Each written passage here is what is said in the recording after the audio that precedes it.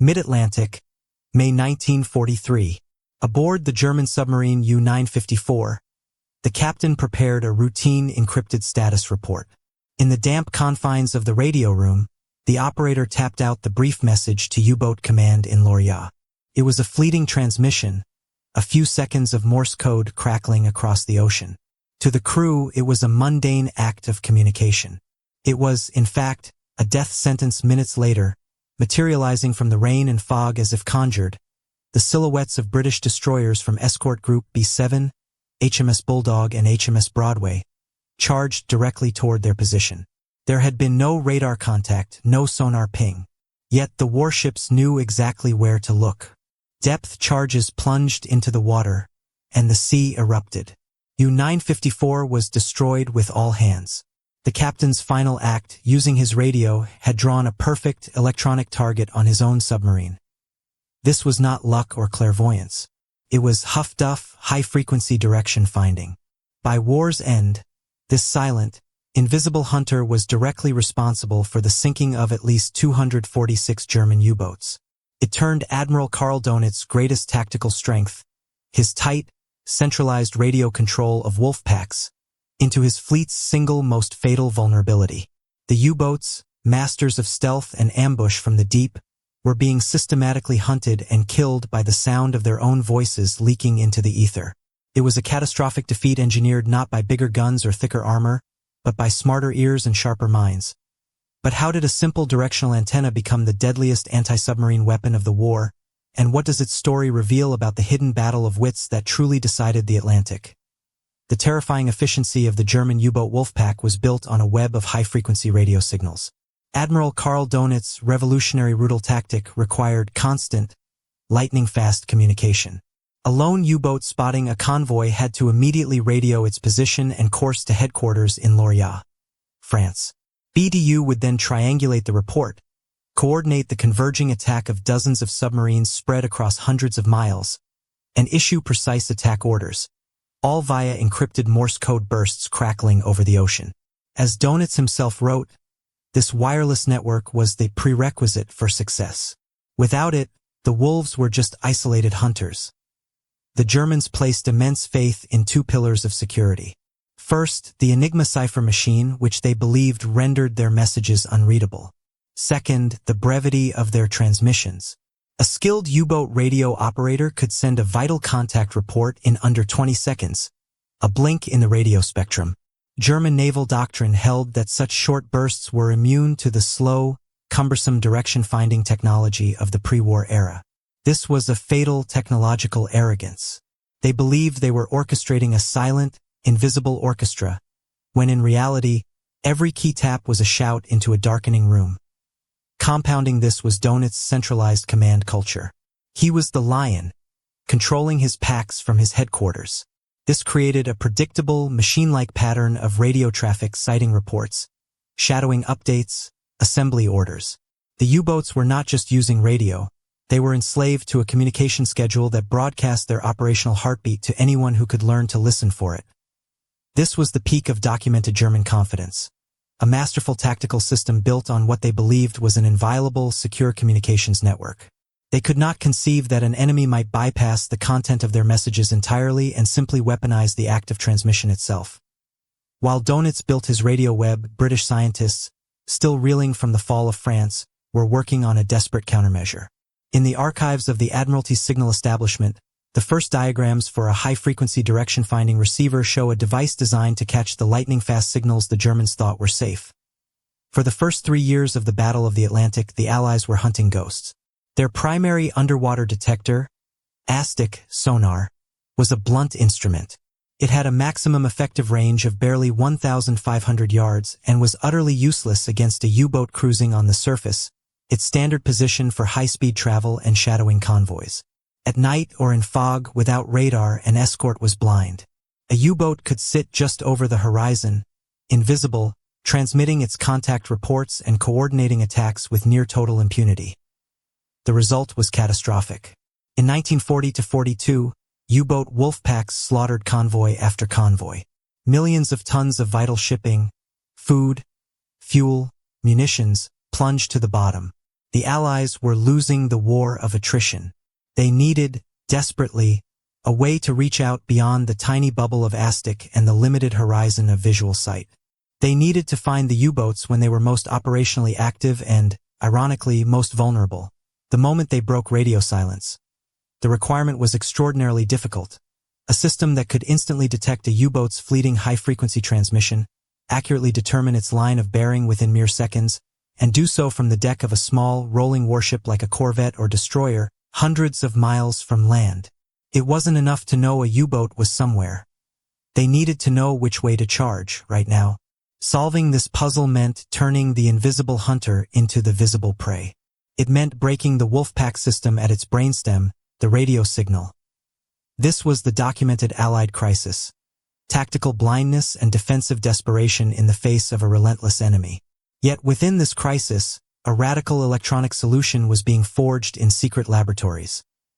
The breakthrough came from an unlikely marriage of science and seamanship. The key was not just building a sensitive direction finder, but building one small and fast enough to be carried by a corvette, and training operators who could use it like a sixth sense. The Allied answer was a two-part electronic trap, codenamed HF/DF, Huff-Duff to every sailor.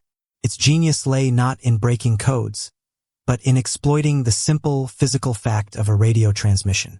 The system used a rotating directional antenna that could find the null point, the precise direction where a signal faded to silence, pointing like an arrow back to its source.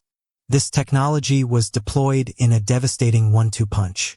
First, a vast land-based network of stations from Greenland to Scotland triangulated U-boat transmissions, providing strategic intelligence to reroute entire convoys away from known Wolfpack concentrations. But the true game-changer was shipborne Huff-Duff. Compact sets like the Type FH-3 were crammed onto the masts of destroyers, frigates, and even corvettes. A specially trained operator, headphones clamped on, would listen to the crackling ether. Upon hearing the telltale dash dot of a U-boat transmission, often lasting less than 30 seconds, he would spin his antenna, lock onto the null, and shout a bearing to the bridge. Contact! Bearing 275 degrees true. The escort would immediately turn and charge down that bearing line at full speed. At the end of that electronic beam, they would often find a surfaced U-boat, caught in the act of transmitting or recharging its batteries. The operators became auditory artists, learning to distinguish the unique fist of individual German radio operators amidst the ocean's static. This was real-time tactical intelligence, providing a U-boat's position within minutes, not the hours or days required to decrypt Enigma signals via ultra. It turned every escort into a potential hunter. This was a documented revolution in electronic warfare and decentralized command. It empowered junior officers on the spot to act on immediate intelligence, a stark contrast to the German model of rigid, centralized control from Lorient. The Allies had weaponized the U-boat's own communication discipline against them. By mid-1941, the first shipborne sets were at sea. German U-boat logs from that period begin to note a disturbing new phenomenon. Allied escorts appearing as if summoned shortly after transmission. The BDU initially blamed spies or traitors, not technology. Aboard an Allied escort in the mid-Atlantic, the most critical watch stood not on the bridge, but in a cramped, dimly lit radio shack. The HF/DF operator, headphones sealing out the world, listened to the ocean's endless hiss and crackle, his fingers delicately tuning across the known German frequencies. It was a vigil of supreme concentration. Then, a spike in the noise. The distinctive, brittle chatter of a German high-frequency transmitter, dashes and dots punching through the static. The operator's hand shot to the antenna control. His eyes locked on the glowing cathode ray tube as a bearing line snapped into focus. He grabbed the intercom. Bridge, HF/DF, U-boat transmission, bearing 185 degrees true. On the bridge, the report triggered an instant transformation. The captain's order, full ahead together, steer 185. Action stations. Turned the escort from a guardian into a bloodhound. The ship heeled sharply as the helm went over, engines roaring to maximum revolutions. A white bow wave rising as it charged down the invisible electronic line drawn by the U-boat's own signal. Throughout the ship, Klaxons blared as crews sprinted to depth charge racks and astic sets. The race was against a clock measured in minutes. Standard U-boat procedure was to dive immediately after transmitting. The escort had perhaps 15 to 30 minutes to cover the miles to the transmission datum before the submarine vanished into the silent, protective depths. Lookouts and radar scanners strained for any sign of a wake or a low silhouette. If they saw nothing, the ship would slow, and the ping of active astic would take over the hunt. But if they were fast enough, they might catch their prey on the surface, utterly exposed. This was the documented high-pressure Allied reaction loop, a blend of human skill and electronic immediacy. It stood in stark contrast to the U-boat's routine, its crew transmitting in the belief they were secure, unaware they had just switched on a homing beacon in the sky above them. Then the depth charges. Or the new forward-throwing hedgehog, the kill. And in the Admiralty's tracking room in London, another pin, marked with a cross, not a circle, would be added to the vast Atlantic chart. By 1943, those crosses were forming a grim harvest.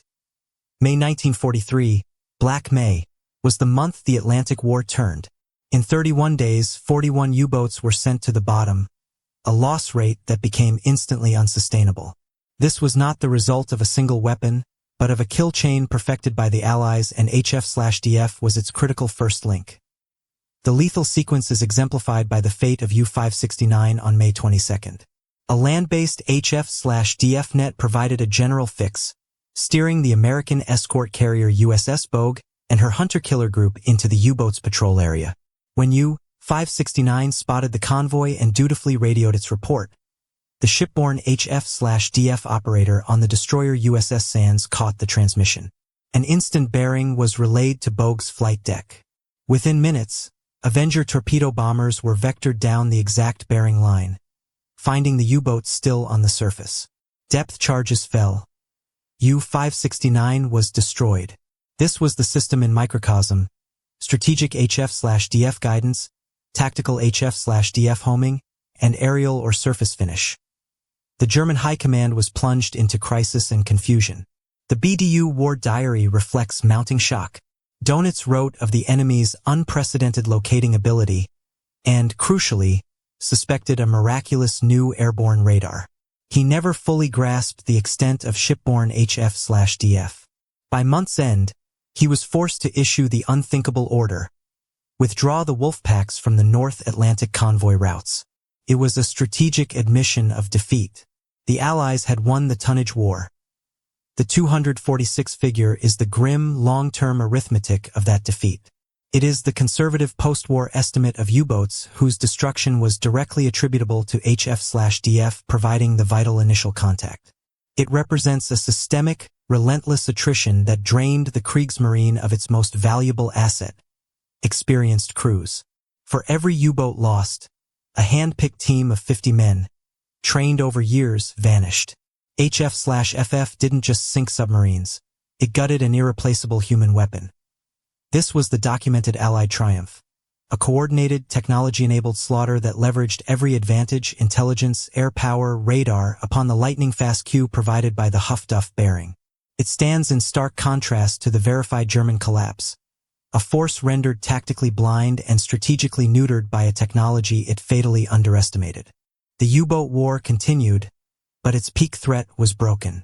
And as the war ended, Allied engineers combing through captured German documents found the ultimate validation. The Kriegsmarine had never truly understood Huff-Duff, attributing their losses to imagined infrared detectors or seawater chemical analysis. The most devastating Allied secret was not that they had HF/DF, but that the Germans never truly figured it out. Faced with catastrophic, inexplicable losses, the Kriegsmarine's intelligence apparatus spiraled into speculation. Intercepted communications and post-war interrogations reveal they suspected everything but the truth. Spies within French dockyards, secret underwater microphones, detection of a submarine's magnetic aura, or a miraculous new airborne radar. They even tested coating U-boats in rubber to defeat this imagined technology. This colossal blind spot had two roots.